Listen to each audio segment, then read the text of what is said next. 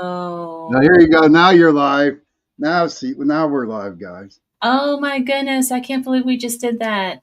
That's So you okay. guys, you missed the entire first 15 minutes of us gabbing about Pittsburgh. I'm very sorry. Welcome to the Gateway Podcast. I'm your host, C.L. Thomas. This is Shawn Kelly. He is Hi, on the guys. radio show right before me. What is your show called? Into the Night? Into the night. Yes. He's a fellow radio host on United Public Radio 107 FM New Orleans. Mm-hmm. He is in Pittsburgh, and I actually was born and raised in Pittsburgh. Mm-hmm. So that's how I wanted him to come on the show, because we're going to talk about this book, The Demon of Brownsville Road. Mm-hmm. The book was written in 2014 by a guy who lived in the house. I think sometime in December 1988, the story starts, and he and his family move into this house. It's located in Pittsburgh, on Mount Washington. Brownsville Road. Brownsville Road. That would be Brentwood or Baldwin. Brentwood, I think. It's Brentwood, yeah. It's in Brentwood. So the story is there are 4 children move into this house, and then it begins like this long string of events that happen, very similar to what you hear on a lot of haunted documentary with haunted locations and families. So they believe that this eventually led to a demonic entity, and they had to expel this thing from their home. So they called the Catholic Church several times. I think in the book, the Catholic Church did not want to perform any exorcisms on the house or the son that lived there. And there was a lot of problems with the son that lived there at the time. And so finally he convinces the church, after several paranormal groups went out there and did documentary work and all that sort of thing. The house, I think it never actually got cleared, but it got better for them. And then they ended up moving out of the house. The guy's name is Bob Kramer, and he writes the book from a first-person account. But it's an interesting book because it's not real popular with the paranormal community, but it's right up there with like Amityville. It's right up there with some of these other horror stories that we hear about so often, such as what's the other one I'm thinking about? The Warrens. Haunting in Connecticut. The Annabelle or whatever. Yeah, there's several houses up there that. Yeah. So, I don't know. You know about this book. You live in Pittsburgh. Mm-hmm. You've heard about the stories and things. So, what do you think about this? But before you get into that, I didn't give you a proper introduction. Do you want to tell us again who you are, since I didn't have the button live? Okay. Yeah. Most of the people in here know who I am, but who don't know, my name is Shawn Kelly. I'm from Pittsburgh, Pennsylvania. And I am the I'm the founder of the Pittsburgh Paranormal Society. I formed a group back in 2006. Did over 1,000, seriously, over 1,000 investigations with clients and just going to different places. Hey, Michelle, good to see you. Holly, good. The Conjuring. Thank you, Hall. And 2022, I retired Pittsburgh Paranormal Society, and I retired from ghost hunting. I was in the place I did the paranormal for over 30 years. And whenever I started with my podcasting, actually the paranormal field took a back seat because I wanted to put all my energy into this. So that's where I'm at. And it is 14 degrees here in Pittsburgh. So I can't believe it's 14 degrees there. It's 55 in Vegas. No, must be nice. I don't know if I could handle it. 55. It feels cold. It feels cold to us. Oh, I bet. I can imagine. I can imagine. But talking about the Brownsville Roadhouse, the reason why it isn't popular with the paranormal field is because when that book came out, a lot of paranormal teams tried to get a hold of him to actually do an investigation in the house. but he would never return their calls. Okay. Um, Personally, I believe when he wrote the book, and this is my own thing. Um, this is what I think, that he got an ego because it was published. And I guess you look at it like either A, he just made up a bunch of crap to put into the book, or he just wanted to have all the glory for himself. Now, say like PPS would have gone in there and investigated, people would be looking at PPS instead of him. Do you understand what I'm getting at with Yeah, that? absolutely. Yeah, it's kind of like the Warrens in the Conjuring Ooh, house, yeah, me and the Warrens. the Amityville house. Well, He really, I kind of believe in that, but the haunting in Connecticut, okay, and I did a lot of research on that, and come to find out, Ed Warren went up to his writer. He only had one writer, okay, and he says, "Well, you know the story, make it scary," is what he said. And they actually did, not the Warrens, but somebody else did an interview with the lady who lived in the house, and she was not impressed with them people at all. She actually didn't want them in the house.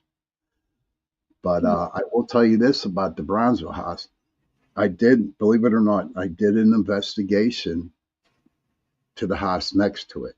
Okay. And I actually got to walk around the properties. And it really did have like kind of like a weird feeling to it.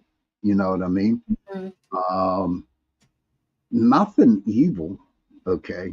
It's just another house with a lot of spirits in it. You know what I No, mean? but when you investigated it, though, was it during the time that all of this stuff was going on, or Yeah. no? No, no, He no, no. gets the house exercised and all that kind of stuff. So maybe you went there after they cast all these demonic entities out. Possibility. It is possible. But even on an exorcism, spirits do come back. You know, they do come back. you know, you know what I mean? So um, I was really,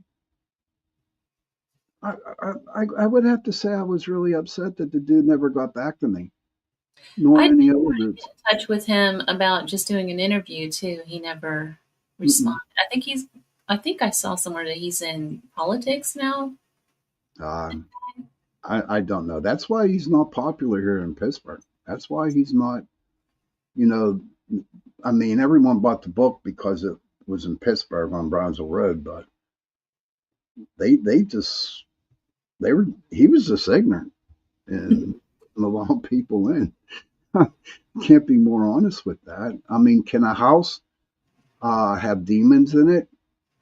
A way I look at that, it could, but if you also got to look at it too, that not all houses that claim to have demons in it, okay, they're just angry spirits that do bad things in the house. You know what I mean?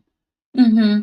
Um, like if I went into your house and I was a ghost and I tore down a wall, or no, you tore a wall down that I liked the wall, I'm gonna be mad at you and I'm gonna raise hell. Do you know what I mean? Well, it's always the same. It's interesting because it's always the same story with this stuff too. You have a family that moves in. They Right. always have young kids. They start renovating the house. It's always an older home, and then they start renovating the home. And then there's Hmm. always one kid that is severely affected, Right. whether it's a girl. In this case, it was the boy. And so it got to the point where that boy was so affected that he actually was moved to a different room because they felt like that spirit was was connected to the one room in the house. Okay. Which is Um, interesting. but I mean, what's the difference if you move them to? Oh, okay, Jenny. What did she says? Jenny Nicosia. That's my old That's my little podcast partner there. She The says the demon. demon on Brownsville Road owner made it into a wedding venue. Well, it's a really pretty house. It's a pretty property. Yes, it is. It is. Mhm. But so he's just making money out the ears with that house. But I mean, now I don't know. Like I said, I did not read the book, but did the kid have I want to say like high anxiety stuff like that He because became a problem child. He ended up having he had suicide idealism. He had a lot of anger problems. He became very aggressive. He okay, was into a lot of trouble at school. I think he might even got kicked out of school at one point. Um, just the normal. To me, it sounds like a lot of normal teenage boys stuff that is exactly. that needs like guidance of some sort or something. But But that's if you look at it, you're releasing all this negative energy out there in the universe, right? Okay, of course the bad spirits are going to feed on it. Do you know what I mean? right. Well, Yeah, Michelle says maybe he had depression after writing the book. Just a thought. Now that I've have published 3, I can say that can happen. It can happen. You're right. hmm You're right. So, okay, Shawn, you say that we were talking earlier before I forgot to hit live. We chatted just a little bit about when people write these books about a haunted location. I wrote a book about a haunted location. It was a home I lived in, Dancing with Demons. Um, okay, and you made a statement that when people write a book like that, their sole intent is to make money on that right. book. For hmm me, it was a personal goal because that haunting affected me so much. I wanted to try and help other people Okay. with that book. That was my whole purpose of it. But You're I not didn't, mad at me, I hope. no, I'm not mad at you. Okay, But I hope not. I can see what you're saying though, because um, I see so many people out there and they have these stories like this. They write a book and then it goes on to be like a movie thing. It ends up being like $1 million ticket for them, basically. Ed and Lorraine Warren. Yeah, exactly. So you do have to wonder about how much of that stuff is just Hollywood, is it legit? Well, the one for the haunting in Connecticut, that house. Like I said, Ed Warren went up to his writer and said, "Okay, here's what's going on in the house." All right. He's talking to his writer, and he said to him, "Well, you know this backstory to this house. I want you to make it scary." And with them having, with the Hollywood background, of course they're going to jump. People in Hollywood are going to jump on it. You know Mm, what I mean? And then they made that Annabelle. Or I guess it's The Conjuring. right, You the know, Conjuring House. um, I can go into a demon house, or I can go to the most haunted house in the whole wide world. But you put me in a house with dolls, where or baby dolls, or any type of doll, or clowns, man, I'm gone. I don't even step in.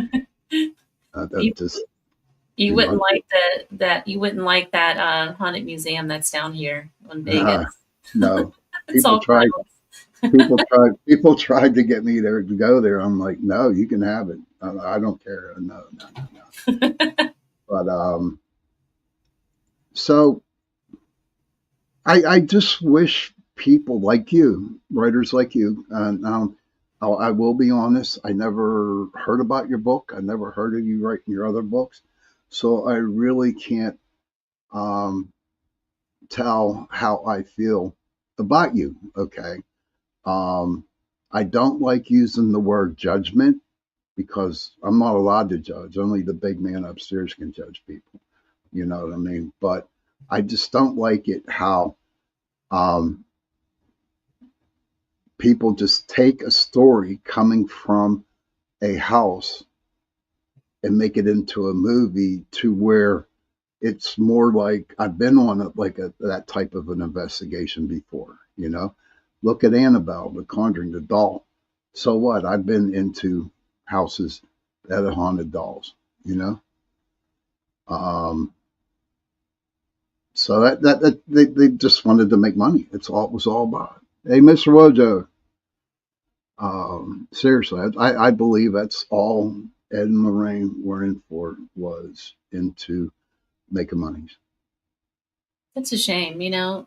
Well, Mm-hmm. there's so many people though that are involved with the Warren Foundation, and they seem, you know, I talk to a lot of those people. There, a lot of them are my friends, and Don't they're you really know? legit and down to earth. You know, so how Right, could there be a foundation around two people that fabricated all of this stuff? right. Nobody knows about that. Nobody.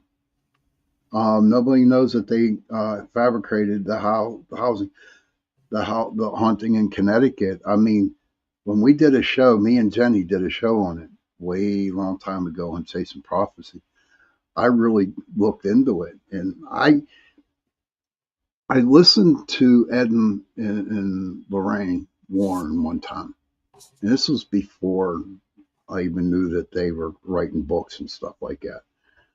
And my opinion is that hmm, they're kind of shady, and that's my opinion, you know, on it. A lot of people love them, you know what I mean? But and everybody, I'm not here to tell people who to like, not to like, or whatever. I'm just giving you my opinion on what I felt, what they actually did with them books that they wrote, and got lots of money. Amityville Horror, you know, interesting Okay, story. Yeah, you that's a, know, and I believe in the story, but the way they put it on or on movie or whatever, come on, you know what I mean? now. I went to Amityville a couple times and seen the outside of the house. I have to go to New York a lot for work, Mm-hmm. and the house, the whole neighborhood there, it's a really ritzy neighborhood. I mean, we're talking millionaires live there. And it's these properties that are right off the water. They got these boat houses. They have these fabulous boats that are parked Mm-hmm. right behind our houses. So it's that kind of neighborhood. And it does feel kind of weird there. It's Right. definitely haunted. It's got a lot of weird negative energy to it and things like that. But as Mm-hmm. far as the Amityville house, I've talked to several people that were involved in that whole thing back in the day. And Mm-hmm. they all say the same thing. The guy was just, he was a drug addict. He was working with a guy that was in the mafia. His grandfather was part of the mafia, and there was a bunch of stuff that went down that led to that. Right. So that's the part they leave out. And on top of that, the Warrens, there's actually a video out somewhere on YouTube where that shot with the little boy on the staircase.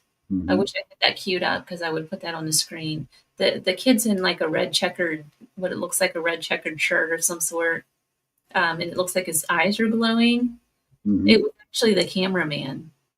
And what he did was he said is because I did the same trick and I actually have the photo from that trick. I recreated the entire thing. Um, Mm-hmm. the guy, he had quarters. It's like a old photographer's trick. You put quarters in the eyes. You set the camera up on a timer and just let it go off with a flash, and it'll catch your eyes like that. Oh So wow. there's an interview out there with the Warrens, and he's kind of standing in the background with the camera, and he's got a red checkered shirt the day that picture was taken. Oh, okay. So, and Okay. it's out there. There's another guy that completely debunked it. Look it up on YouTube. It's out there. So I'm just Okay. going to throw that out there. All right. I appreciate you telling me about that. Yeah. Why can't people like you just write book to help people? You know what I mean? It's been in my mind to write a book at all the investigations I did, and you know what? I got ADHD, so it's kind of hard to do that. You know, write a book about my stuff. But honestly, even if you did tell I wrote a book about my investigations and stuff like that, you're gonna have so many damn people criticize it. You know what I mean? And the hell with y'all. Y'all weren't there. That's the way I look at it. You know what I mean? These are my Right. stories. These are my group stories. These are the people who were in my group, story that actually witnessed that. And so with people trying to tell me that, oh, this is bullcrap, this didn't happen, blah, blah, blah, blah, blah, blah. I'm like, well, you weren't there. Oh, what just said? So, Shawn, do you think people start with good intentions and they get caught up with the sensational? I truly believe that, Michelle. I really do. Let me see. I see that a lot. I totally agree about writing to help. You should write the book. Thank you, Michelle. I appreciate that. That Um, is that is totally the case, and you see that a lot in yeah, anywhere actually. It's not just a paranormal; it's all across media. Will do this. right. And what's it? But like I tell people, on my shows, I tell a lot of people, I'm like, if you want to become famous in the paranormal field, write a book. Write a book. That's not really the case anymore because I feel like here's the other thing. Back when this book was written, there was virtually no paranormal TV. You had maybe one show up there. Right. The shows that were out, you had Taps, of course, or Ghost Hunters, and then you had I think Ghost Adventures just started with Zach Bagans at some point, and then you had there's a couple of them. There was Paranormal, the one from Penn State, Oh, oh yeah. I met them a lot of times. Ryan Oh, and yeah. that. But it Ryan was Deal. they weren't the investigators though on these shows weren't seen as like the complete know-it-all gods of all paranormal. Right. Know what I mean? They were just normal people. They portrayed themselves as normal people. You had a bunch of students with the paranormal group from why is their name escaping me? The Penn State group. It's paranormal. Wow. I don't know. You know what I'm talking about, the Penn Yes, I State. do. Yeah, Ryan Buell. Um, they were just He got regular students, and then you had Taps. They were portraying themselves as plumbers, um, going in and making house calls with people who were haunted. They wanted to help the people in the houses. right. Now in the paranormal, it's nothing but these famous locations. Yes. And the only people that pay any attention to the paranormal, give they don't care at all about the normal people anymore. They don't make house calls. They don't care about Right. if you have a haunting. They just want to get out to places like Waverly. They want to make their videos. They want to post it, and that's it. Exactly. And And anybody who has a real story, nobody cares about. But if like one of these celebrities did, they sell millions of copies, of even though course. they can make it up and download the whole thing from AI, which two of them have, by the way. There's two celebrities out there that I know for a fact they did that, Wow. and yeah, they're it's crazy. But what has changed in the paranormal to where we only pay Egos. TV people? Egos. Egos. Egos. I'm going off the deep end. Oh yes, it's You're paranormal. You're right. Yeah, paranormal safe. Thank you, Holly. No, hey Robbie, that's my best friend in the wide world. I grew up with him. But no, it's egos. Not to Okay. go off on a tangent or anything like that. That I'm not going to say anything more about it. Okay. I'll keep my okay. But you could say whatever you want. Wait till you come on my show next Sunday. Yeah, you Oh, can say whatever we'll you talk want. about lots. But I believe that people should know. Um, I believe people should know the truth or get another perspective. Yes, people do not help clients out no more. I remember there were groups that did go out and they made the matter worse. So my group would have to go out and take care of the situation. You know what I mean? Hmm. And here's what blew me away about that at the beginning. These groups would go to a house and literally tell the people that they're not allowed to be in their house while they were investigating. And I'm like, no, you don't do that. I'm not going to let you come to my house, kick me out of my house while you do an investigation. That's a bunch of bullshit, right? I believe that they're having the problems. So they need to stay. So they need to know what the hell's going on. You know what I mean? It blew me away when this group would do that to the people. I'm like, you can't do that. That's not. People back then were all for their own, and what's sad? They're still like that.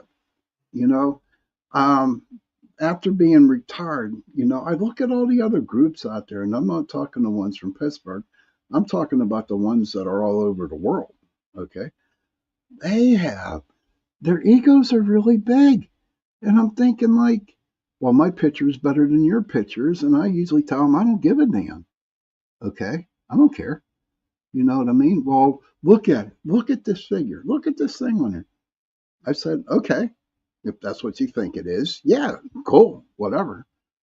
I'm not going to give you the accolades for it. You know, it's not that I'm being mean. It's just like I don't want to get caught up with that because Mhm. I would probably say, hey, you know what? Shawn said this about my picture. And then I don't want to get into the middle of it. But there are still teams out there that freaking do it. And that's like another reason why. That's an underlying reason why I left. They were just, one group thought they were the best and it's a bunch of worship. Because I really do believe in paranormal unity. Okay. And I believe that every group out there should work together to get an answer for people, for clients. I believe in that. Not like my group is better than your group or we have more equipment than you do. And it's not all about that. You have more likes than I do on YouTube or something like that. Yeah, something like that. Yeah. And then they get really stupid like on YouTube. So I watch a couple of them and I'm like, seriously? You're putting it. Now everybody out there in the room here and listening, these are my opinions. Okay, these are my opinions, and I just look at it and I just shake my head. It's like, no, I don't want to be involved with that crap anymore. Yeah. I'm kind of getting to that point with a lot of the paranormal actually, especially lately. So Holly asked, so what supposedly happened in the house on Brownsville Road? So it's very similar to a lot of other house or a lot of other stories like this. Um, to give you a little background, the family moves into this house in 1988. And then shortly after they're in the house, all this stuff starts happening to them. They had books thrown around. The son is the one that gets like an attachment and is the focus of the entire haunting. He becomes angry, disassociated with the family. He ends up getting kicked out of school. Just a lot of problems. He has suicidal ideologies. Um, it goes on and on. And then there, there's one room in the house where they actually close off, like the son can't sleep in there anymore. And there's like a cubby hole underneath the stairs where there's like a light that comes off and that can be turned on and off. And this is where it all starts. Is the guy claims that it would just turn on itself by itself, and it's one of those old pull cord Mm-hmm. things from that time period. And it's just the same typical story where the activity starts to ramp up, and then they try to get priests in there to clear the house. They had, I want to say that Penn State group was in there at one point. I think I read that in the book, and they weren't able to clear the energy. Finally, the Catholic Church agrees to do an exorcism, and the energy supposedly clears out. But in the center of all this, there's like they have like cross. He has a cross that one of the priests gave him that ends up melting. Just a lot of strange stories like that. Like it gets to that point where there's crosses melting, like a metal cross, and just I think one of them is sick all the time. It's causing like stomach issues. I think with Bob Kramer. Um, so yeah, and then the house itself, though, the property itself does have a lot of history to it. Let me find that real quick for you. Let's see. Well, I'm looking for that. Shawn, Yep. do you know of any other cases in that neighborhood that was similar to this or in the Pittsburgh area at all? Not really, no. There was a couple places down in Elizabeth, PA, but nothing as so-called dramatic as that. But I'll tell you a story. I could write a book off of this and become famous. We did an investigation up in Monroeville, and some of the people in here heard about it. I told it before. I'll make it quick. But we did a walkthrough, me and my ex-girlfriend, we did a walkthrough on this house. And how we got to this house was his wife was at work, and as he was pulling out of his driveway going on Monroeville Boulevard, he got a call from inside his house. Okay. And the guy didn't look at it. It kind of freaked him out because no one was in his house, but he got a phone call from them. Long story short, he gets to work, he listens to it, gives us a call, we're talking. And so we went out there, did a walkthrough. And Doreen, she did an EVP session as we were doing the walkthrough. And right when we were about to go, she comes screaming out of the car. You got to hear this. You got to hear this. You got to hear this. And so she played it. And Doreen says the question, how old are you? And you can actually hear the guy say 93. Okay. And then the guy was busting into tears. And he said, that's my dad's voice. Okay. Now, the message he got from inside his house at work was, kill the nurse. We heard it. It said, kill the nurse. His wife was the nurse. His hot dad never liked his wife. And the true story. So we go and do the investigation, and there's a cross on the second floor. And the nail was driven in this way, and he hung the cross. And all of a sudden, we're walking up the steps. That cross comes off that wall. No lie. It does. And it fell right in front of us. Kind of blew me away. But that's a true one. Now, see, to me, Hollywood could probably make $20 million freaking movie out of that one. But what I'm just saying is my whole thing about I have been on a lot of investigations at different clients' houses, and they're all the same almost. You know what I mean? It's who writes the book and who's a good Hollywood producer. That's how it works. Yeah, that's how it, and they always have like a Native American background or somebody was murdered or something, some kind of horrible history. And Michelle's right. She said, why are all entities supposedly expected to react to crosses? What if that is not the spirituality of the entity?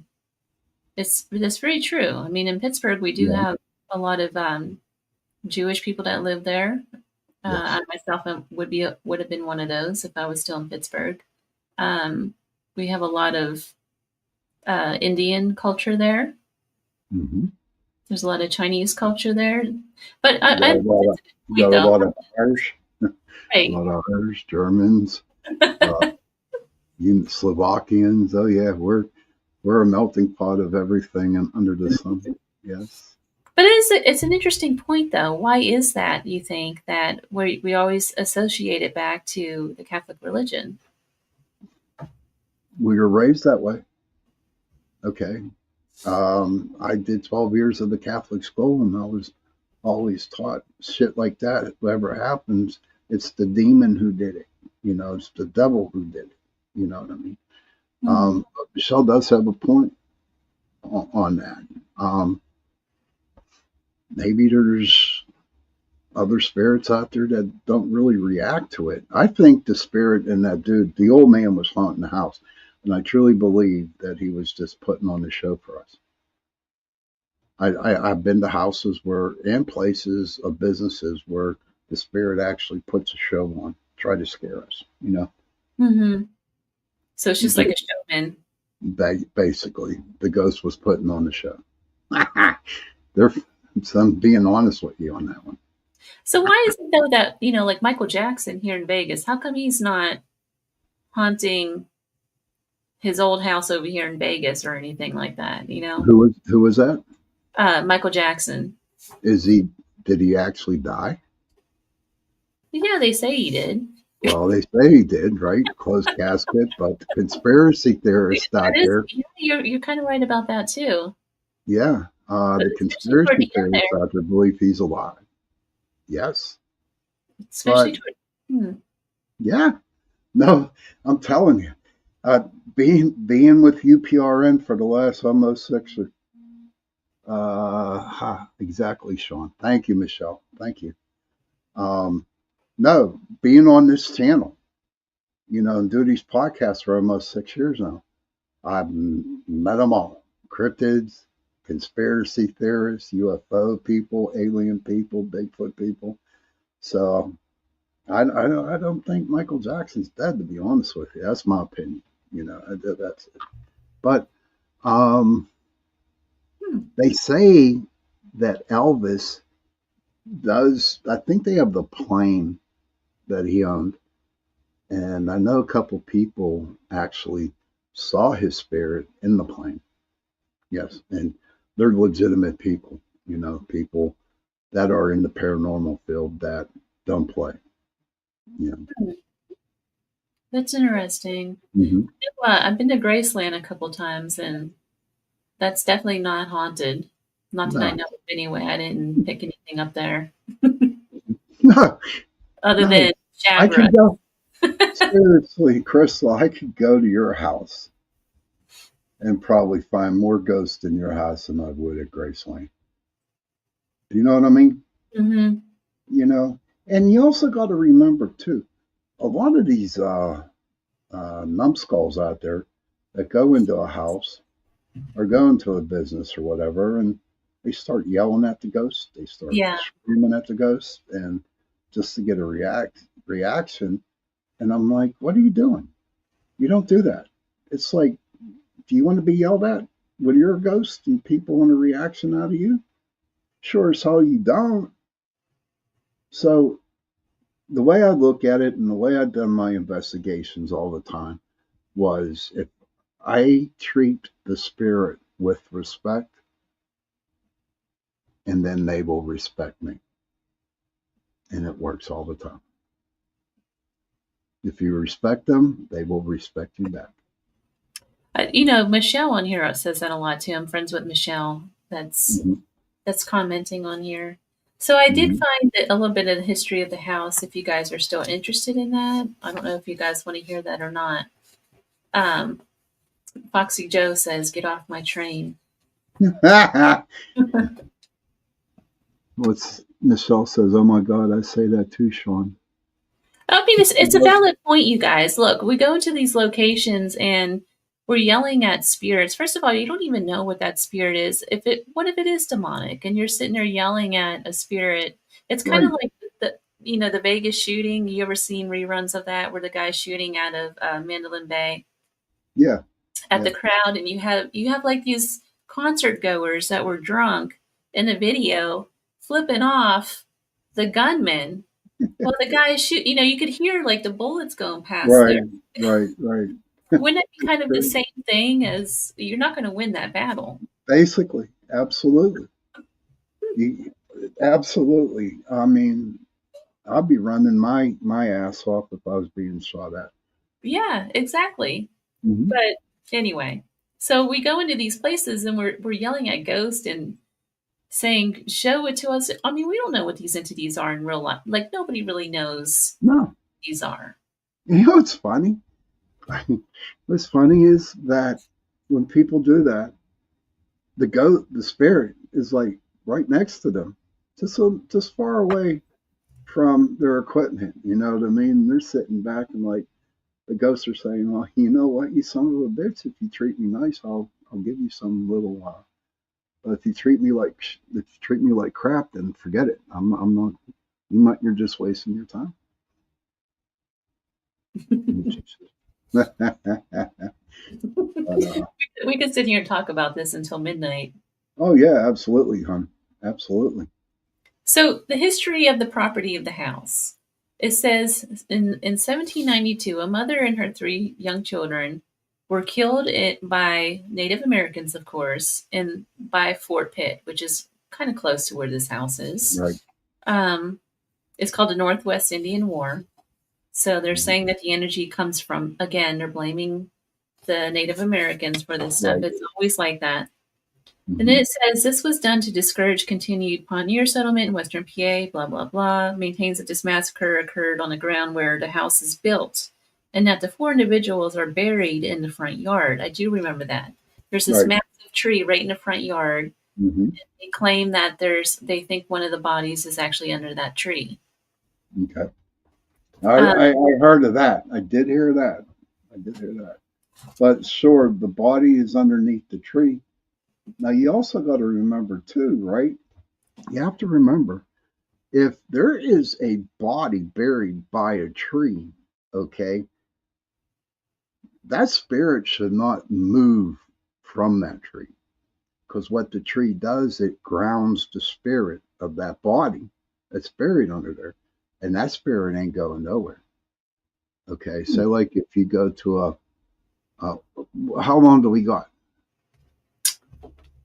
it's 6:59. Okay. We still got a couple minutes, Oh, you do? Okay. Well, right? if you go to an antique store and buy an antique salt and pepper shaker, right? And that spirit is connected to that. You buy it, that spirit's going with you. But you did something to that salt and pepper shaker that they didn't like, and all of a sudden, you're literally hell. So, what I tell people is that get a box, put some sea salt in it, put the salt and pepper shakers in there, you know, covered the box, and go dig a hole by the oldest tree out there. Dig a hole, okay, dig a hole, put the box in, throw some sea salt on top of that box, and bury it. And the spirit will not move. It stays right there. Not only is the salt grounding the spirit there, it's also the tree is grounding the spirit along with the ghost, along with the salt. Hmm. That's really interesting. Does Hmm. that work with haunted dolls and things like that too? Yeah. Yeah. But here's my big question now. If you're a Okay. human, if you're a human entity, you come back as a ghost, why would you want to go and be attached to a salt and pepper shaker? Well, because they probably that was their salt and pepper shaker, and they're attached to it, just like um, your microphone. There could be a ghost that likes your microphone that you're speaking into, and wherever that microphone goes, that's going to go. Or a piece of jewelry that you have on, or in your house, and the spirit comes in and likes your jewelry. That spirit ain't leaving because of that jewelry. They just get it. They get attached to things, and they don't leave because they feel comfortable around them. To make them, I guess it kind of like makes them feel at home. You know what I mean? I'm trying to think if I have any object that I would want to be attached to. Out of all the objects in my house, Hmm. I don't. Not, not, I want to go out west, or you know what I mean. I actually want to go to Eastern Penitentiary as a ghost and walk through Eastern Penitentiary. And is it really for real? You know what I mean? Some of the places is real. And a friend of mine, he said one time after we investigated together, but had a little falling out, but he always said, "I cannot wait till I die." And he said that, and he said, "Then I can be a spirit, and I can find out what am I allowed to do as a spirit and what I'm not allowed to do as a spirit. Do they have rules out there in spirit world that they have to follow? Do you know what I mean?" it kind of seems like they do. Yeah, they do. Especially when you pick up energy or are able to communicate with the spirit world. I don't know if you believe in that or not. I'm a very big Oh, I believer. do. I do. Oh, yeah. Very Uh, much so. you only get bits and pieces, and even like I do spirit art for people. So Mhm. even when I do readings for people, the messages that come through mean nothing to me. They could be the silliest thing, like it'll be a birdhouse or something on a tree, and I'm sitting there going, I'm not going to draw that. That's stupid. They're going to think I'm stupid, right? So Mhm. I'll put it on there anyway. I don't know the story behind any of that, and I show it to them, and they start crying. And oh, that's my grandma. She loved feeding the birds, and she had bird houses all over her yard, and that's like the number one thing that I remember as a child. And so it's like you're only allowed to get so much. It seems Right. And like they're that's all they permit you to have. I mean, and I guess that's okay um, for that to happen. I did look at some of your art, and beautiful. oh, thank you. Hmm. It's really beautiful. So Michelle says it depends on the frequency of the spirit and how much. Frequencies. Uh, to be honest with you, Michelle, which cryptid do you believe in most? Yeah, good. Oh, that's Michelle. Which cryptid do you believe in the most? I believe I'm two a of them: fan. Bigfoot and aliens. Those two I totally believe in the most. In fact, meeting all kinds of Bigfoot hunters out on this channel, on this platform, man. I'm going. I'm going to go with Mr. Wojo. There you go. Mr. Wojo is still here. He said good choices. Don't Voices. forget, don't forget, dude. I'm going to be up in Boston, Massachusetts with you guys. So I'm going to go Bigfoot hunting up there Wait. There's a Bigfoot in Boston? in No way. Massachusetts. That Mr. Wojo, that I man, you Now got to get that I on don't those show. believe. It's Yes. too crowded. Oh, Wojo, she's getting on you. You got to contact Richie V and Wojo to get you on. You got to get them two on your show. They'll tell you. Oh, I will definitely have them. You guys want to come on, get in touch with me because we need to talk about some things. Now, listen, Um, I lived in Boston for a while. I lived in Danvers, Massachusetts. And I was a kid, mind you, middle school. But it's so crowded up there. There is literally nowhere for a Bigfoot to live. Wojo's smiling. He's biting at the bit. He just wants. I know he is. I'm getting them all riled Michelle, up. oh, I like Bigfoot and aliens, UFOs. So, well, anyway, we're out of time, aren't we? It Bummer. always happens. You guys, I'm so sorry I forgot to hit the live button. We did have a lot to talk about, but we didn't get to a lot of it, did we? No, no, but you know what? We could go 2 hours easy, 3 hours Oh, easy, yeah, definitely. no doubt. All right. So, Thank you for having me on your show. and you guys, on Sunday night, I'm going to be on Sean Kelly's show, Into the Into the Night. night. Mm-hmm. It's 8:10 p.m. yes, it's on 107.7 FM New Orleans. That's what you're listening to. Next week on the Gateway, Michelle is actually going to be a guest. Michelle Welsh. She has a book called Spirits Unveiled, and she's got another book that's just coming out, brand new book. She's written several, but her brand new book is coming out, and we'll talk about that as well on her show. But you guys don't want to miss her. She's really, really good. Other news: the magazine, Erie Expeditions magazine. If you guys have not looked it up yet, please do. It's a new magazine. I just put it out. It's absolutely no paranormal celebrities. If they are, they're writers. They're not your TV actors or anything like that. This is real paranormal travel. So if you want to know about a location, if you're interested in what Romania, haunted Transylvania is, it's stuff like that in this magazine, and it's kind of like National Geographic for paranormal. So Sweet. look it up. It's www.erieexpeditionsmagazine.com. I will It's definitely brand do new. that. The third magazine, the third edition is coming up.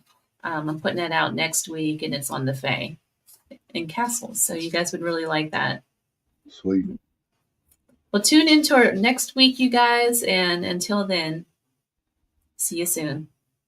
Bye, everybody. And thank you guys for all of your support. Michelle says, loved this episode. I'm glad you did, Michelle. Don't forget, she'll be on next Sunday on Into the Night. Same platform, UPRN Talk Radio.